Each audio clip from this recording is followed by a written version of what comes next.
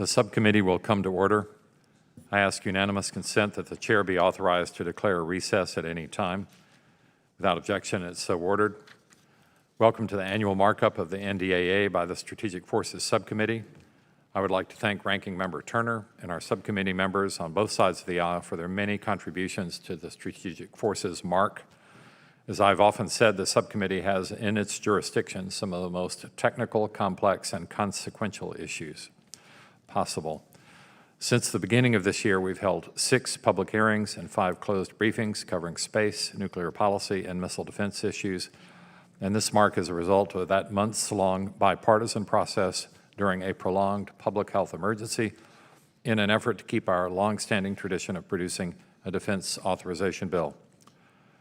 It goes without saying that a nuclear attack on the United States, our forces abroad, or on our allies, or really anywhere on Earth would be catastrophic.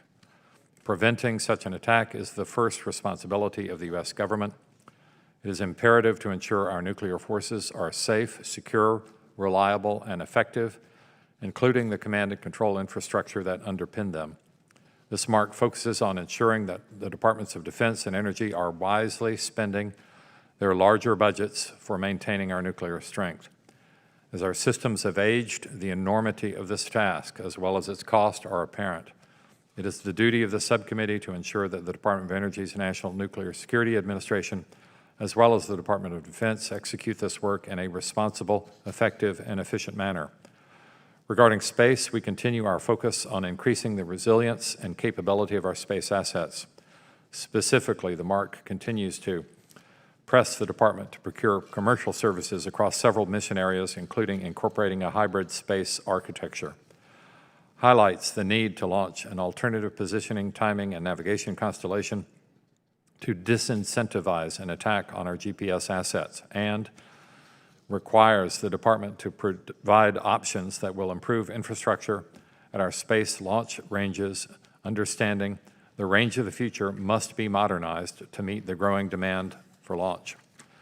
This MARC requires a department-wide look at the infrastructure to support the large strategic programs of record across nuclear, hypersonic, and missile defense systems, and highlights the need to address critical testing facilities such as wind tunnels and arc heaters, while also leveraging partnerships with universities and non-defense organizations to meet future requirements. With regards to missile defense, this MARC directs the Secretary of Defense to identify an architecture and acquisition plan to deliver an integrated air and missile defense system for the U.S. territory of Guam. Lastly, our MARC highlights the subcommittee's continued support of directed energy technologies for ballistic and hypersonic defense applications, because threats continue to become more complex, and we must take advantage of capabilities that change the cost curve for missile defense. Before I close, I would like to give our sincere thanks to our wonderful staff, Maria Vastula, Grant Snyder, Ryan Tully, Whitney Verrett, and Zach Taylor. I now turn to my ranking member, the gentleman from Ohio, for his remarks.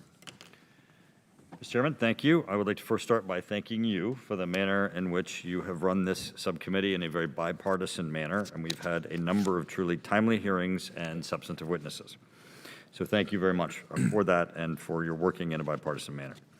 I'd also like to personally thank the majority subcommittee PSMs, Maria Vasilov and Grant Snyder. They do a great deal of work. Thank you both for your also having contributed to the bipartisan spirit.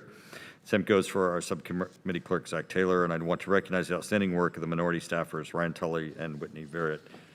Your expertise is incredibly important and incredibly needed, and you aid us greatly. Both are new to the committee, and they've been excellent additions to our Strategic Forces team. Thank you all. The work of the Strategic Forces Subcommittee is vital to our national security. As you know, our portfolio consists of nuclear weapons, missiles, missile defense, and space, and our work on these issues is especially important given the threat environment we find ourselves in. China is undergoing a rapid nuclear buildup that is, in many ways, unprecedented, while also threatening to the United States and our allies. In fact, earlier this month, a Chinese Communist Party-controlled media outlet threatened Japan with a nuclear first strike. Also, Russia's nuclear program has undergone significant modernization, including the development of brand new weapon systems. Russia has modernized all 3 legs of their triad, increased the number of their weapons, and deployed a variety of new delivery systems.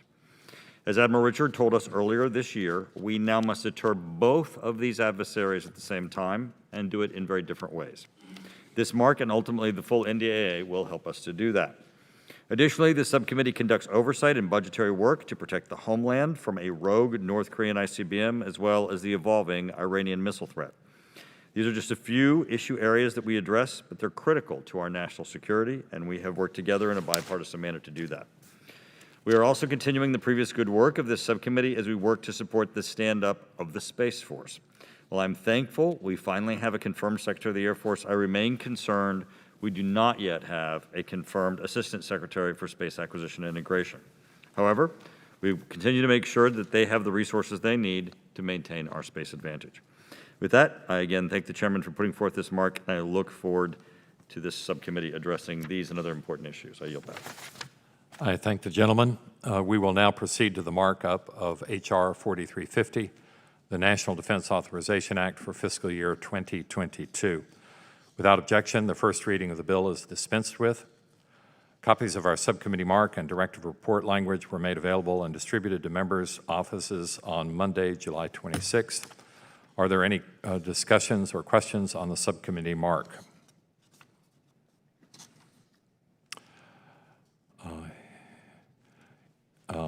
If there is no further discussion, the chair lays before the members the text of the subcommittee mark for consideration.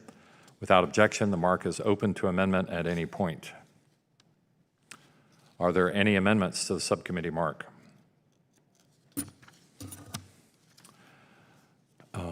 Hearing none, the question now occurs on the adoption of the mark.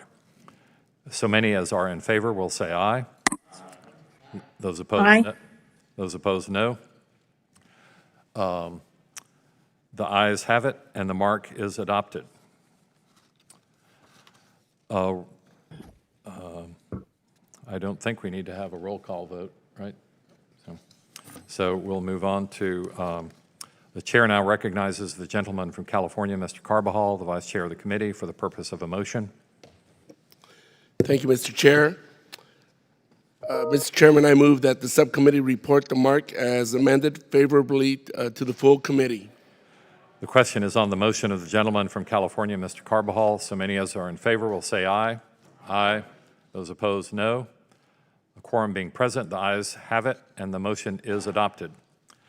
And without an objection, a motion to reconsider is laid upon the table. Without objection, members have 5 legislative days within which to submit written statements into the record. So ordered. I also ask unanimous consent that the staff be authorized to make necessary conforming technical and clerical changes and to remove from the mark any provisions that would cause the mark to refer to other committees or would result in additional direct spending. Without objection, so ordered. There being no further legislative business before the subcommittee, this meeting is adjourned.